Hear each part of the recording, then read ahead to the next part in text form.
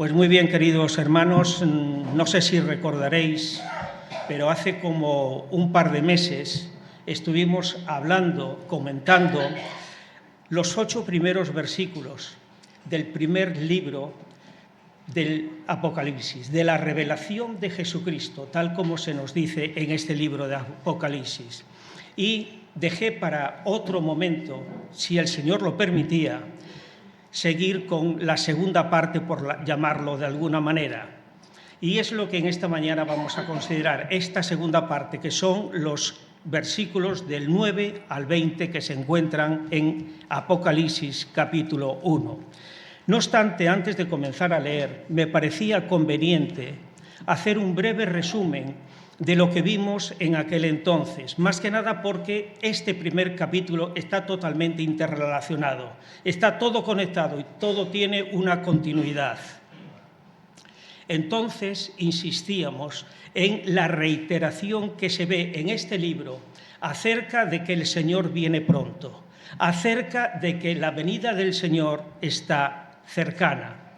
Algo que además, decíamos, recogen el apóstol Pablo, Pedro y también Santiago, y expresiones que nos son muy familiares, tales como Maranata, he aquí, vengo pronto, la venida del Señor se acerca, el Señor no retarda su promesa, etcétera, etcétera. ¿Todo para qué? Para nuestra exhortación, pero también para fortalecer nuestra confianza y nuestro ánimo en el Señor. Por otra parte, también veíamos que Juan es a quien Dios, el Dios Trino, ha designado para hacernos traer estas palabras, este mensaje de ánimo y de esperanza a sus siervos, al tiempo que nos llama bienaventurados, nos llama dichosos a los que leemos, oímos y guardamos, como nos dice, las palabras de esta profecía. También hacíamos memoria de la alabanza que dirige el apóstol Juan en medio de estos primeros 8 versículos, como de una forma espontánea, al Señor. Y se dirige de la siguiente manera, decíamos, al que nos amó y al que nos lavó de nuestros pecados con su sangre. Él nos hizo reyes y sacerdotes para Dios su Padre. A Él sea gloria e imperio por los siglos de los siglos. Amén. Y por último, también veíamos que también se nos comentaba en estos 8 primeros versículos el tema de que cuándo viene Jesús, de dónde viene, de qué manera viene y quién es el que le comunica a Juan lo que él tiene que decir. Ahora vamos a considerar, por decirlo de alguna manera, esta segunda parte, tal como lo titula la versión Reina Valera, una visión del Hijo del Hombre, o como aparece también en otras versiones, una visión de Cristo glorificado. Y vamos a leer en Apocalipsis capítulo 1, versículos del 9 al 20.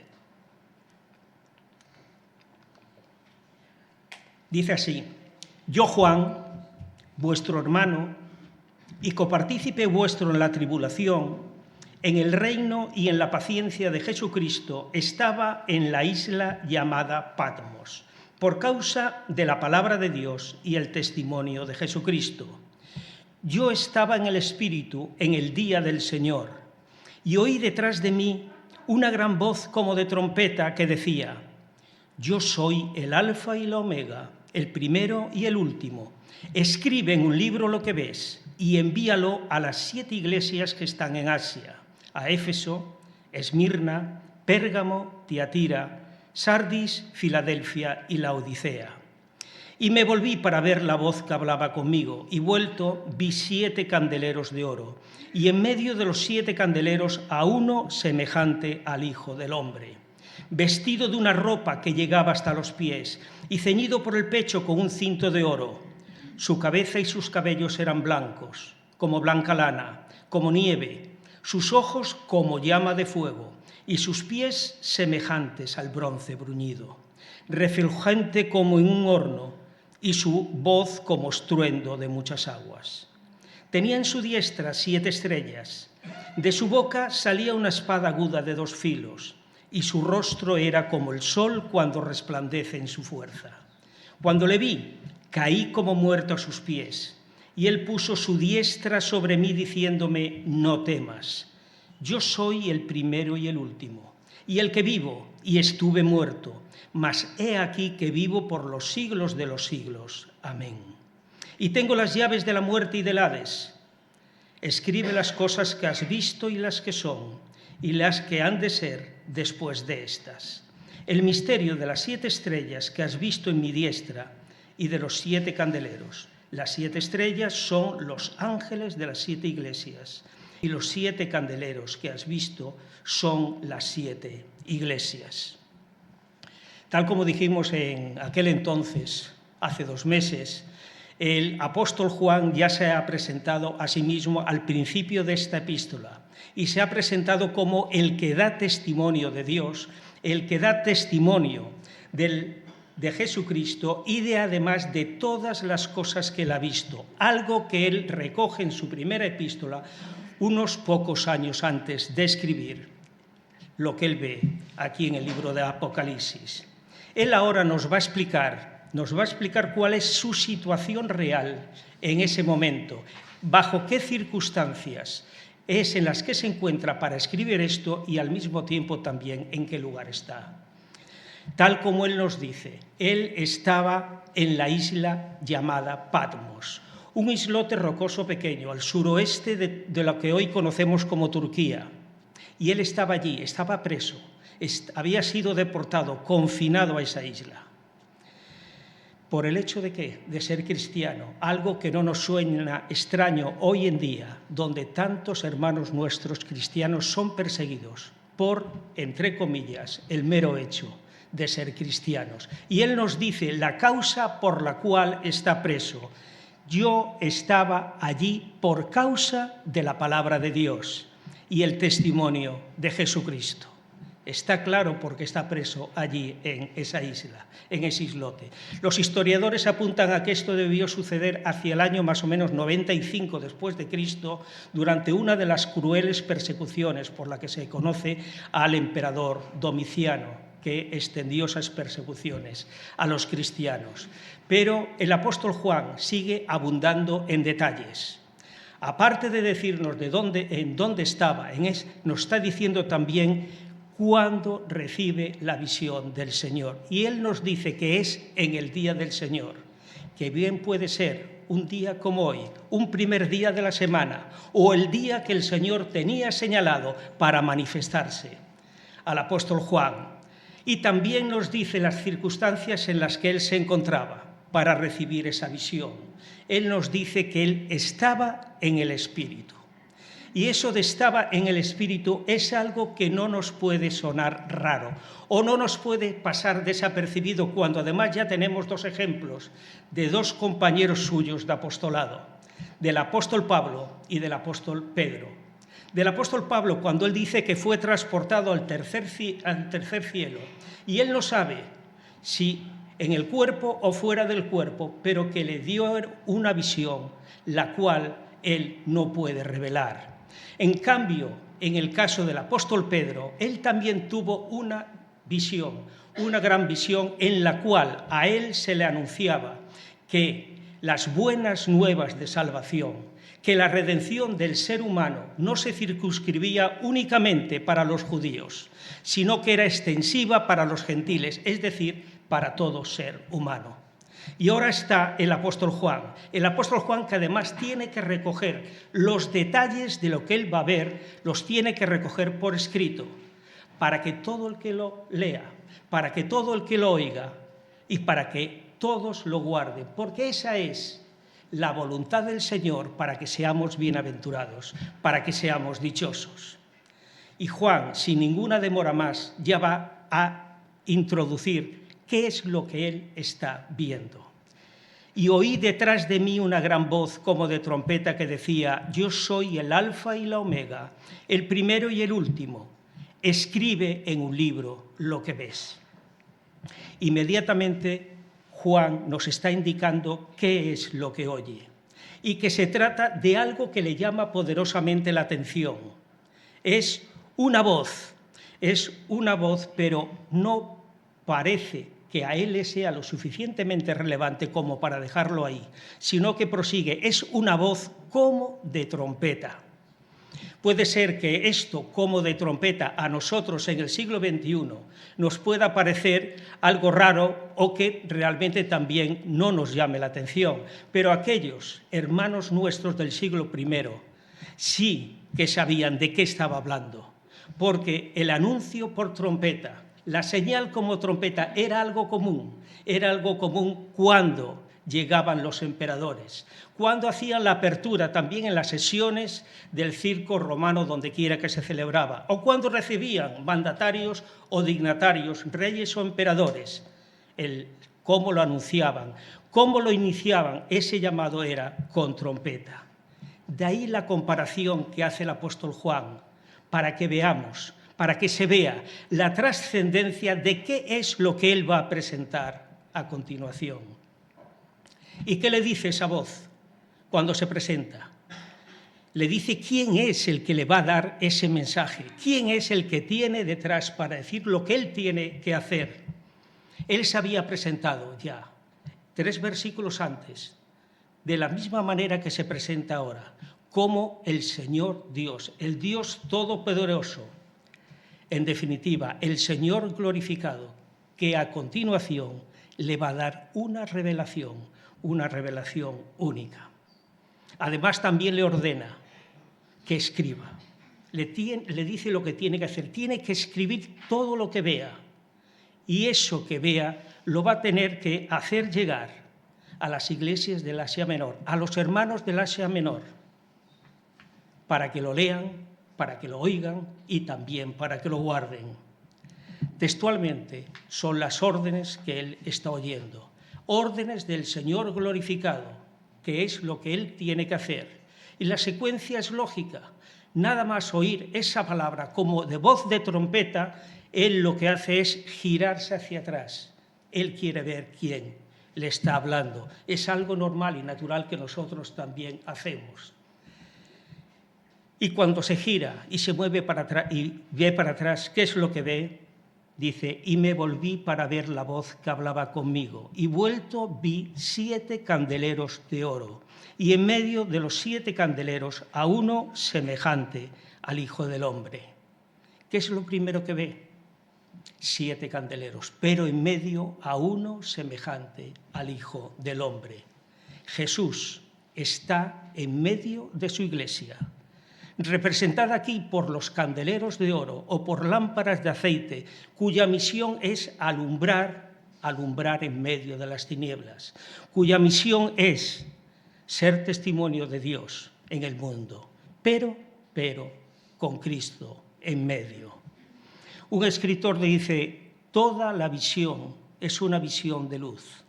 La luz central es Cristo, el sol de justicia. Las luces inferiores, las iglesias y sus hijos. El instrumento para repartir la luz es la palabra de Dios. Esta es nuestra responsabilidad también como hijos de Dios. Ser luces en el mundo, ser luces, ser instrumentos en las manos de Dios, pero siempre con Cristo en nosotros, porque si no, no es posible. ¿Y cómo ve Juan a Jesús? Aunque no está indicado, se deduce por lo que él está viendo, que él está de pie, que Jesús está de pie, por la descripción detallada que Juan hace de a quién ve y cómo lo ve. Es que se trata además de alguien que está preparado para entrar en acción, alguien que está preparado para entrar en juicio, no solo por su aspecto, sino también por cómo va vestido. Juan, el apóstol Juan, ya lo había visto resucitado. El apóstol Juan había estado comiendo con Jesús y con los discípulos y ahora lo ve glorificado. En la parte final de la historia del ser humano, preparado para venir a por los suyos. En Hebreos leemos, y aparecerá por segunda vez, sin relación con el pecado, para salvar a los que le esperan.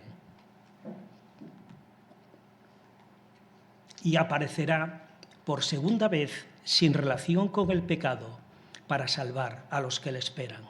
Y a continuación el apóstol Juan va a entrar en una serie de detalles acerca de la figura que tiene delante, acerca de lo que está viendo. Va a entrar de lleno en ella, pero por lo que se puede observar, tiene que utilizar palabras humanas porque debe ser de tal magnitud lo que él está viendo que las palabras se le quedan cortas, se le quedan pequeñas, para que nosotros podamos entender qué tiene delante y que a quien tiene delante es a Cristo glorificado. Su cabeza y sus cabellos eran blancos como blanca lana, como nieve. Sus ojos como llama de fuego y sus pies semejantes al bronce bruñido, refulgente como un horno, y su voz como estruendo de muchas aguas. Tenía en su diestra 7 estrellas. De su boca salía una espada aguda de 2 filos, y su rostro era como el sol cuando resplandece en su fuerza. Tiene el apóstol Juan que recurrir a la comparación. Utiliza 6 comos en 3 versículos y una palabra que es semejante. 7 comparaciones en 3 versículos para intentar poner a nuestro alcance la visión que él está teniendo del Hijo del Hombre. Su cabeza y sus cabellos, como blanca lana, como nieve, nos da una idea de eternidad, de que Él es, de que Él ha sido, es y será, y es para siempre. Ese es nuestro Dios. Sus ojos como llama de fuego. ¿De qué nos habla esto? Nos habla de que sus ojos escudriñan hasta lo más interno, hasta lo más íntimo del ser. Sus pies son semejantes al bronce bruñido, refulgente como un horno. Esto nos habla de la capacidad que tiene para derrotar, para aplastar al enemigo. Su voz como estruendo de muchas aguas. Esto nos habla también de la potencia del Señor, mediante la cual nadie puede contradecirle, ni nadie puede llevarle la contraria a lo que Él va o dirá. Su rostro era como el sol cuando resplandece en su fuerza, es decir, cuando está en su máximo esplendor. Es la luz suprema que va a poner todo al descubierto. No hay sombras para que nadie pueda cobijarse ni escaparse de él. De su boca sale una espada aguda de 2 filos, y esto también nos lleva a Hebreos, diciéndonos qué es lo que sale de su boca. La palabra de Dios es viva y eficaz, y más cortante que toda espada de doble filo, de tal manera que penetra hasta partir el alma y el espíritu. Eso leemos en Hebreos. Esa es, de su boca sale esa espada aguda. Y se nos dice que en su diestra tiene 7 estrellas. Todo el control, toda la responsabilidad de las iglesias está en las manos del Señor. Estas son las partes visibles que Juan ve de Jesús. Son las partes visibles que ve del Señor glorificado. Cabeza y pies. Pero Juan también nos describe cómo lo ve. Derecho, vestido. Y describe que tiene una ropa que desciende hasta los pies. Y al mismo tiempo también con un cinto de oro. ¿Y de qué nos habla esto? Esto nos está hablando del traje de gala sacerdotal, pero al mismo tiempo con un cinto también de oro. Nos habla de su condición de juez, y no para servicios sacerdotales. Juan lo está viendo como Señor y como juez. Pero además hemos dicho que Juan está viendo a alguien semejante al Hijo del Hombre.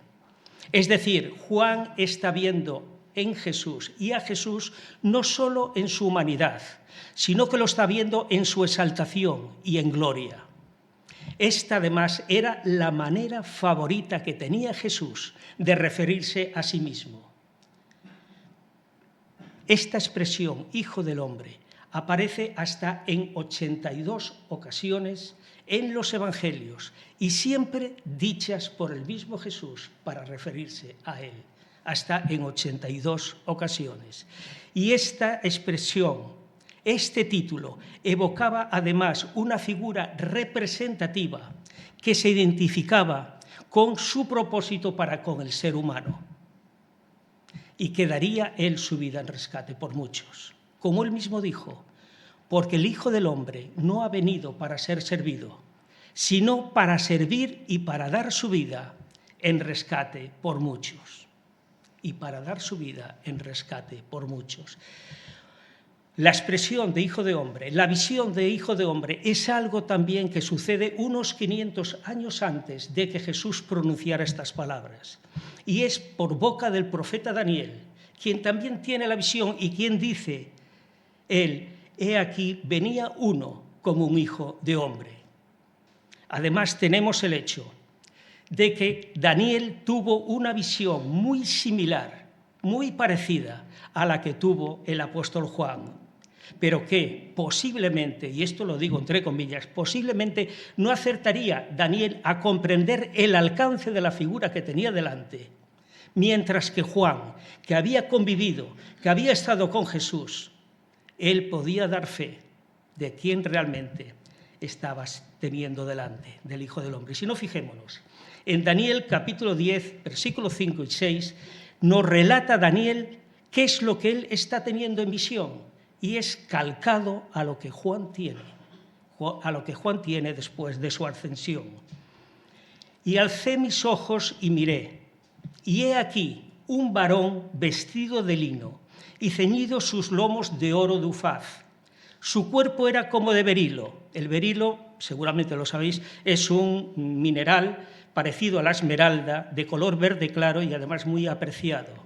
Nos dice, su cuerpo era como de berilo, su rostro parecía un relámpago, y sus ojos como antorchas de fuego, y sus brazos y sus pies como de color de bronce bruñido, y el sonido de sus palabras como estruendo de una multitud. Ambas visiones, la de Daniel y la de Juan, parecen calcadas. La de Daniel como la de Juan, pero con la gran diferencia de que Juan había experimentado en sus carnes el haber visto con sus propios ojos al Hijo del Hombre encarnado. También Daniel aquí tiene que echar mano de la comparación para poder hacernos llegar qué es lo que él está viendo y qué es lo que quiere transmitir. La reacción de Juan ante la magnitud y grandeza de lo que ve es: caí como muerto a sus pies. Es de tal magnitud lo que tiene delante de sí que cae como muerto a sus pies. Pero es que la reacción de Daniel también es similar, es parecida. Las fuerzas me abandonaron, palideció mi rostro y me sentí totalmente desvalido. Leemos en Daniel 10:8. Puede que a lo mejor tanto detalle referido a la visión del Cristo glorificado, a lo que Juan está viendo, signifique poco para nosotros, porque a veces pienso que parece como si estuviera a años luz de donde nosotros nos estamos encontrando, pisando este planeta Tierra. Pero la realidad que tenemos delante es que tanto Daniel como Juan están viendo al Jesús de la gloria, y que Juan escribe lo que ve. Juan está escribiendo lo que además está sintiendo y está transmitiendo la idea de que así es nuestro Señor Jesús ya, que ha dejado de ser el siervo sufriente para ser el rey, sacerdote y juez, en definitiva para ser el Señor de la gloria, nuestro Señor, y que está preparado, tal como lo ve y lo describe, para entrar en acción, sin nada ni nadie que pueda hacerle sombra, y además preparado para venir Él y con Él sus santos, los redimidos por su sangre. Hemos visto algo de lo que Juan ve del Señor glorificado, de nuestro Señor en gloria, algo, como he dicho, que muchas veces se nos escapa a nuestro entendimiento, que parece además como algo totalmente fuera de lugar, ya que además nosotros lo podemos o lo solemos relacionar al Señor en el pesebre, como lo hemos hecho hace unos cuantos días con la Navidad. Lo solemos ver al Señor discutiendo, dialogando con los doctores de la ley en el templo. Lo solemos ver también con sus discípulos, animándoles, contándole parábolas. Lo solemos ver en la cruz, lo solemos ver en el sepulcro, lo solemos ver también resucitado o ascendiendo a los cielos. Es decir, lo solemos ver siempre, todo en pasado. Pero ¿nos lo podemos imaginar cómo vendrá Él en un futuro inmediato? La pregunta no es para vosotros, para mí. ¿Lo puedo imaginar cómo va a venir el Señor en un futuro inmediato? ¿Podemos hacernos una idea real de qué es lo que está viendo Juan, de lo que es lo que está queriéndonos transmitir el Señor por medio del apóstol Juan? La descripción que hace Juan, así como la que hace Daniel, son únicas en la Biblia acerca del Hijo del Hombre, del Jesús triunfante, del Jesús glorificado.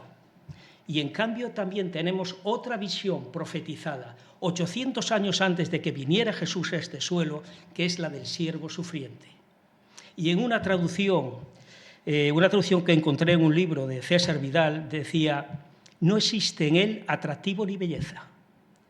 Le veremos, pero no como atractivo para que le deseemos, despreciado y desechado por los hombres.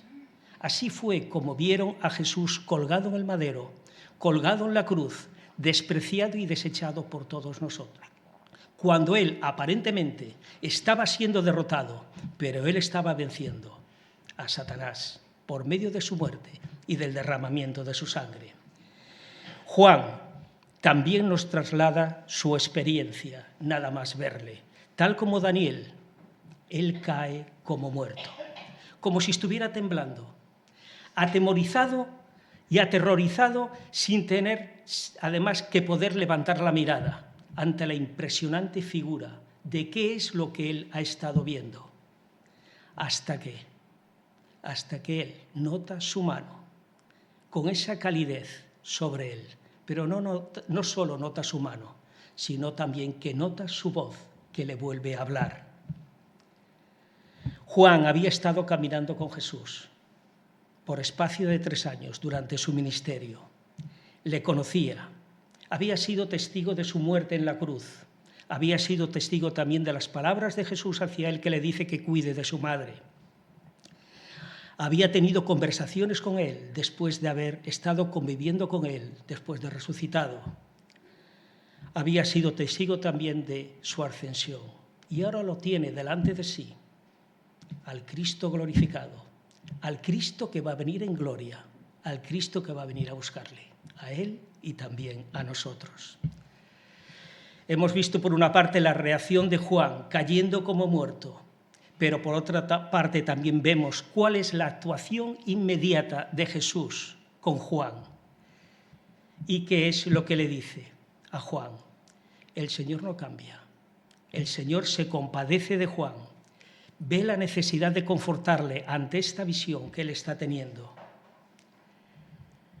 De la misma manera que él lo había hecho durante su ministerio, compadeciendo a las multitudes, compadeciendo a sus discípulos, compadeciendo a personas en particular, ahora es a Juan a quien tiene delante y le dice: no temas Juan, yo soy el principio y el fin, y yo soy también el que estuve muerto, pero ahora vivo. Menuda declaración de cariño, menuda declaración de amor para reafirmar la confianza de Juan en su Señor. Un escritor dice: cuando el Señor nació en Belén y la gloria rodeó a los pastores, la primera palabra que resonó fue: no temáis. Cuando el Señor resucitó de entre los muertos y los guardianes cayeron como muertos de miedo, los ángeles, dirigiéndose a las mujeres que fueron al sepulcro, dijeron: no temáis vosotras. Y ahora en gloria la primera palabra que oye el apóstol Juan es: no temas. El Señor en su nacimiento, en su resurrección y en su gloria es siempre el mismo, porque Él no cambia, es siempre el mismo. Hoy en día tenemos muchos retratos de la figura de Jesús, retratos que nos lo presentan como el siervo sufriente, como si fuera débil, si fuera flojo, si fuera blando, pero ese no es el Jesús que Juan está viendo en ese momento. Juan está viendo al Jesús real, al Jesús triunfante, al Jesús victorioso, al Jesús que va a volver a venir a por los suyos en gloria. Y Él también nos dice a cada uno de nosotros, y también lo mismo: no temas, porque yo soy el primero y el último, el que vivo y he sido muerto, y he aquí que vivo por los siglos de los siglos. Amén. Estas palabras no nos aportan seguridad a nosotros, inclusive en los tiempos que están discurriendo a nuestro alrededor y los que nos toca vivir, aunque hay muchos hermanos que lo están pasando mucho peor, con persecuciones en medio. Estas palabras del Señor Jesús no nos aportan a nosotros también confianza al saber que nosotros un día, no muy lejano, vamos a estar con nuestro Señor en gloria. Jesús, antes de ordenarle por segunda vez que escriba lo que ha visto, el mismo Señor se vuelve a reafirmar en lo que ya le había dicho, que Él es el Dios eterno, que es Dios eterno, el que se hizo hombre y estuvo muerto, pero que ahora vive para nunca más morir. Él es quien ganó la victoria sobre el pecado y la muerte, y esta victoria ya además es para siempre. Como nos decía Enrique el domingo pasado, es Él quien tiene las llaves de la muerte y el Hades, y no Satanás. Qué gratificante, qué confortante tuvo que ser para el apóstol Juan recibir esa visión en la situación en la que él se encontraba, preso en la isla de Patmos. Qué reconfortante tuvo que ser ver al Señor glorificado, tener esa visión tan espectacular de su amado Redentor. Y qué gratificante debe ser para nosotros el poder leer, poder oír y poder guardar sus palabras, esas palabras que nos hablan de la realidad de que en quien nosotros hemos creído, ese Rey de gloria va a venir a por cada uno de nosotros. Y qué grande es también que esto lo haya puesto a nuestro alcance para que lo podamos leer y podamos saber qué es lo que va a hacer en un tiempo no muy lejano. Y debo decir también qué grande es nuestro Dios. Cuánta paciencia tiene Él con el ser humano, con nosotros y conmigo en particular. Y qué grande es su amor para con nosotros. Él ya, 500 años antes de su nacimiento, nos presenta esta profecía de Daniel, diciendo cómo va a ser, cómo es el Hijo del Hombre en gloria. Y después de dar ascendido, ya casi con los 100 años de Juan, el Señor se le presenta a él. Y es el mismo Señor glorificado quien le dice las cosas que son y las que van a ser. Mientras tanto, nosotros esperamos esta próxima venida. Él también nos dice a nosotros, no temáis. Yo no te dejaré ni te desampararé. A lo que nosotros debemos contestar que Él, el Señor, es mi ayudador. No temeré lo que me pueda hacer el hombre. Este libro de Apocalipsis comienza con que el tiempo está cerca. Y este libro de Apocalipsis termina con las palabras del mismo Señor Jesucristo diciendo, ciertamente vengo en breve. A lo que el apóstol Juan contesta, amén, sí, ven, Señor Jesús. Con esta promesa referente a esta segunda venida, que también sí o sí se va a cumplir, y que la visión del Cristo glorificado que tenemos delante nos ayuden a nosotros, a mí en particular, a estar expectantes, velando y manteniendo con firmeza el testimonio del Señor, ya sea en este candelero, Pinar del Río, ya sea donde nos encontremos como luces no escondidas bajo la mesa, sino encima, que alumbremos en este mundo. Ahora vamos a participar ya de la mesa del Señor. Vamos a participar del pan y del vino para hacer memoria de su entrega y de su amor por cada uno de nosotros en la cruz del Calvario. Pero se me olvida una cosa, y es que Él vive tal como Él nos lo anuncia, y que tal como prometió, volverá a venir, y que Juan nos lo presenta en su estado actual. Y termino ya con las palabras prácticamente con las que había comenzado en cuanto a la alabanza que hace el apóstol Juan referente al Señor Jesús, que es una alabanza nuestra, al que nos amó, a Cristo Jesús, al que nos amó, al que nos lavó de nuestros pecados con su sangre, que es a Cristo Jesús, y al que nos hizo reyes y sacerdotes para Dios su Padre, que es Cristo Jesús, mediante la cruz, a Él sea gloria y imperio por los siglos de los siglos. Amén. Que el Señor nos bendiga.